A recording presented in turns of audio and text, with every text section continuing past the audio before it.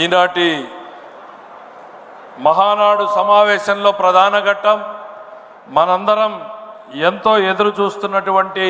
ఘట్టం మరికొద్ది క్షణాల్లో. 75 ఏళ్ల యువకుడు, 47 ఏళ్ల ప్రజాసేవలో తరిస్తున్నటువంటి ధన్యుడు, తెలుగువారికి వెలుగు చూపుతున్నటువంటి ప్రకాశకుడు, తెలుగు జాతి ఆత్మవిశ్వాస ప్రతీక, తెలుగు ఖ్యాతిని విశ్వవిఖ్యాతం చేసినటువంటి దార్శనికుడు, జాతీయ రాజకీయ యవనికపై తెలుగువారి ప్రభావాన్ని చాటిన దురంధరుడు, పేదల సంక్షేమం సమగ్రాభివృద్ధిని కొత్త పుంతలు తొక్కించినటువంటి నాయకుడు, బడుగు బలహీన వర్గాల ఉన్నతికి అహరహం తవ్వించే స్వాప్నికుడు, డ్వాక్రా మహిళలకు అభ్యుదయానికి నాంది పలికినటువంటి దార్శనికుడు, యువతకు ఆత్మస్థైర్యాన్ని ఇచ్చిన ధీరోదాత్తుడు, రాష్ట్ర రాజకీయాన్ని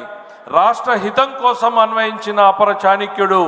సాంకేతిక విజ్ఞానాన్ని సామాన్యుడి హితం కోసం వాడిన మేటి నాయకుడు, విధ్వంసమైన నవ్యాంధ్ర